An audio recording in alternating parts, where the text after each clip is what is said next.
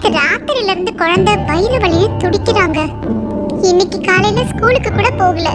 கொஞ்சம் இவள அந்த வீரேசன் டாக்டர் கிட்ட கூட்டிட்டு போங்களேன்.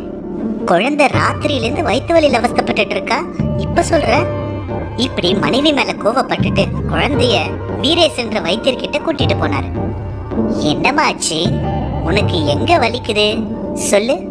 இப்படி வீரேசன் குழந்தைகிட்ட நல்லா பேசி குழந்தைக்கு வயிற்றுல எங்க வலிக்குதுன்னு தெரிஞ்சுக்கிட்டு, கிரி இந்த மருந்த நாளைக்கு 3 வேளை கொடு. வயிற்று வலி கொஞ்சம் கொஞ்சமா குறைஞ்சிடும். குழந்தை அந்த மருந்து கசப்பா தான் இருக்கும், ஆனா அதை குடிச்சுன்னா வயிற்று வலி குறைஞ்சி மறுபடியும் வரவே வராது. இப்படி சொல்லி இந்த கஷாயத்தை கொடுத்தாரு. இதை குடிச்சதுமே குழந்தைக்கும் வயிற்று வலி குறைஞ்சிருச்சு. இப்படி அந்த சுற்றுப்புற ஊர்ல எல்லாமே வீரேசனுக்கு நல்ல வைத்தியர்னு பேர் இருக்கு. ஆனா வீரேசன் நாட்டு வைத்தியம் மட்டும் தான் பண்ணுவாரு, ஆங்கில வைத்தியம் பண்ண தெரியாது. ஒரு நாள் அந்த ஊருக்கு பட்டணத்துல இருந்து ஒரு டாக்டர் அவருடைய நண்பரும் வந்தாங்க. அவங்க அந்த ஊர்ல ஒரு சின்ன மெடிக்கல் கேம்ப் வச்சாங்க. ஆமா, நாங்க பட்டணத்துல இருந்து வந்த வைத்தியர்கள். இங்க நாங்க 1 வாரம் இருப்போம். உங்களுக்கு எந்த மாதிரி நோய் இருந்தாலும் எங்க கிட்ட வாங்க, உங்களுக்கு நாங்க இலவசமாவே வைத்தியம் பார்க்கறோம். இப்படி ஊர் மக்கள் கிட்ட எல்லாம் சொன்னாங்க. ஆனா ஒருத்தர் கூட அவங்க கிட்ட வைத்தியம் பார்த்துக்க வரல.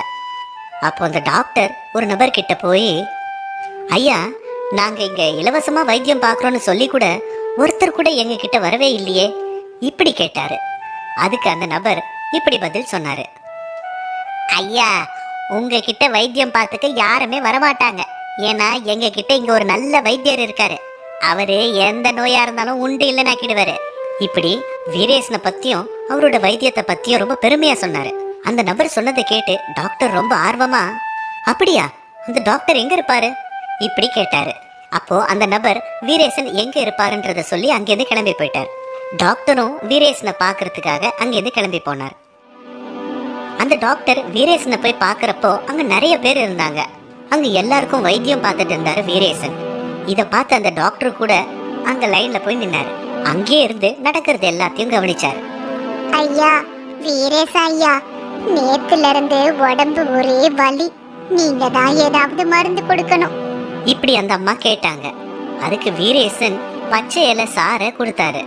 இப்படி எல்லாருக்குமே அவரு பச்சை இலை சாரை தான் கொடுத்துட்டு இருந்தாரு. இத பார்த்த அந்த பட்டண வைத்தியர் ஆச்சரியமா, நான் பட்டணத்துல இவ்வளவு படிச்சுட்டு இந்த ஊர்க்காரங்களுக்கு வைத்தியம் பார்க்கலான்னு வந்தா என்ன நம்பாம இவங்க என்னடாம இந்த நாட்டு வைத்தியத்தை நம்பிட்டு இருக்காங்களே, அவங்க எல்லாருக்கும் ஒரே மாதிரியான பச்சை இலை சாரை தான் கொடுக்கறாரு. இவருக்கு உண்மையாவே வைத்தியம் தெரியுமா தெரியாதா, இல்ல இந்த ஊர் மக்கள் எல்லாம் நாட்டு வைத்தியம்னு சொல்லி ஏமாத்திட்டு இருக்காரா, இப்படி அந்த டாக்டர் நினைச்சாரு. அதுக்குள்ள வரிசையில நின்றுட்டு இருந்த அந்த பட்டண டாக்டரோட டர்ன் வந்தது. அவரை வீரேசன் பார்த்தாரு. யார் தம்பி நீங்க? உங்களை இது வரைக்கும் இங்க பார்த்ததே இல்லையே. அதுக்கு அந்த டாக்டர் கொஞ்சம் தடுமாறி, நான் பட்டணத்துல இருந்து வந்திருக்கேங்க. எனக்கு இருக்கிற நோயை யாராலையும் குணப்படுத்தவே முடியல. அப்போ ஒரு புண்ணியமா உங்க பேரை சொல்லி உங்களால கண்டிப்பா என்ன குணமாக்க முடியும்னு சொன்னாரு. அதான் ரொம்ப தூரத்துல இருந்து உங்களை பார்க்க வந்திருக்கேன் இப்படி சொன்னாரு. அப்படியா, சரி, உங்களுக்கு என்ன வியாதின்னு கொஞ்சம் சொல்ல முடியுமா இப்படி வீரேசன் கேட்டாரு. ஐயா, எனக்கு பசியே எடுக்க மாட்டேங்குது. ஒருவேளை பசி எடுத்தா எவ்வளவு சாப்பிடுவேன்னு எனக்கே தெரியாது. ஒரு சில சமயம் நடக்கிறதே மறந்துடுறேன். படுத்தன்னா 3-4 நாள் தூங்கிக்கிட்டே இருக்கேன். இப்படி தனக்கு தோன்றது எல்லாத்தையும் சொல்லிட்டு இருந்தார் அந்த டாக்டர். அதுக்கு வீரேசன் அந்த டாக்டர் சொன்னதெல்லாம் கேட்டுட்டு, அப்படியா, விசித்திரமா இருக்கேப்பா உன்னோட வியாதி. நான் இது வரைக்கும் கேட்டதே இல்லை. இப்படி ஒரு நோய் இருக்கிற ஆளை நான் பார்த்ததும் இல்லை. ஒரு வேலை பண்ணு, நீ நாளைக்கு மருந்து தயார் பண்ணி வைக்கிறேன். அப்படியா, நீங்க உண்மைதானே சொல்றீங்க? நான் நாளைக்கு கண்டிப்பா வரேன். நீங்க எனக்கு எப்படியாவது ஒரு மருந்தை தயார் பண்ணி வைங்க இப்படி சொல்லி அங்கிருந்து கிளம்பி போயிட்டாரு. மறுநாள் காலையில டாக்டர் வீரேசனை பாக்குறதுக்கு கிளம்பினாரு. இன்னைக்கு அந்த போலி டாக்டரோட கதையை முடிக்கிறேன். இத்தனை நாள் இந்த ஊர் மக்கள் எல்லாம் நாட்டு வைத்தியம்னு சொல்லி ஏமாத்தினாரு. இப்படி நினைச்சிட்டு வீரேசனை பாக்குறதுக்கு போனாரு அந்த பட்டின டாக்டர். ஆனா வீரேசன் வீட்டு முன்னாடி ஒருத்தரையும் காணோம். டாக்டருக்கு ஒண்ணுமே புரியாம வீரேசனோட வீட்டு உள்ள போய் பார்த்தா வீரேசன் சமையல் பண்ணிட்டு இருந்தாரு. அவரை பார்த்த பட்டணம் டாக்டர், வீரேசன் ஐயா, இன்னைக்கு உங்களை பார்க்க யாருமே வரலையா இப்படி கேட்டார். அதுக்கு வீரேசன் சிரிச்சுக்கிட்டே, இன்னைக்கு எனக்கு விடுமுறை, வாரத்துல ஒரு நாள் நான் இப்படி விடுமுறை எடுத்துப்பேன். இப்படி சொன்னாரு. அப்போ என்ன எதுக்கு வர சொன்னீங்க? என் நோய்க்கு மருந்து ஏதாவது தயார் பண்ணீங்களா? இப்படி கேட்டாரு. அதுக்கு மறுபடியும் வீரேசன் சிரிச்சிட்டு, தூங்குறவங்களை எழுப்பிடலாம்ங்கிற மாதிரி நடிக்கிறவங்கள எழுப்பவே முடியாது இல்லையா? அதே மாதிரி உனக்கு உண்மையாவே நோய் இருந்தா அதை சரிப்படுத்தலாம். ஆனா உனக்கு தான் எதுவுமே இல்லையே. இப்படி சொன்னாரு. அதுக்கு டாக்டர் அதிர்ச்சியா, உங்களுக்கு உங்களுக்கு எப்படி தெரியும்? தினம் தினம் எத்தனையோ பேருக்கு வைத்தியம் பார்க்குறேன். யார் பொய் சொல்றா யார் உண்மை சொல்றான்னு கூட எனக்கு தெரியாதா? அது சரி, நீங்க என்ன பார்க்க வந்த காரணம் என்ன? இப்படி கேட்டார். நீங்க உண்மையை சொல்லுங்க, உங்களுக்கு எந்த ஒரு வைத்தியமும் தெரியாதுல்ல? எந்த நோயோட வந்தாலும் நீங்க ஒரே மருந்தை தானே கொடுக்குறீங்க. நீங்க வைத்தியர்னு சொல்லிட்டு இந்த ஊர் மக்கள் எல்லாம் மோசம் பண்றீங்க. நான் இப்பவே இதை ஊர் மக்கள் கிட்ட எல்லாம் சொல்ல போறேன். இப்படி அந்த டாக்டர் சொன்னாரு. அதுக்கு வீரேசன், போய் சொல்லு. நீ போய் எத்தனை பேர்கிட்ட என்ன சொன்னாலும் உன் பேச்ச யாரும் நம்ப மாட்டாங்க. எதுக்கு தெரியுமா?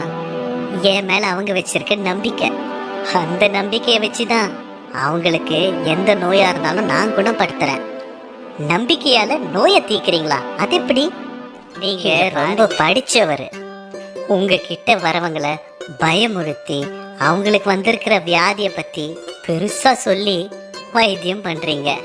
இதனால அவங்க இன்னும் பயந்து போய் அவங்க நோயை அவங்களே வளர்த்துக்கிட்டே இருக்காங்க.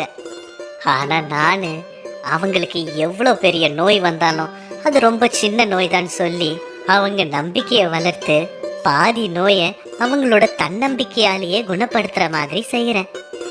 நீங்க சொன்ன மாதிரி எனக்கு வைத்தியம் தெரியாது. ஆனா இந்த மக்களுக்கெல்லாம் அவங்களுக்கு வந்திருக்க நோயிலேருந்து அவங்களாவே வெளிவர செய்ய முடியும். இப்படி சொன்னாரு. அந்த நேரம் அவர்கிட்ட ஒருத்தர் தலைவலின்னு வந்தாரு.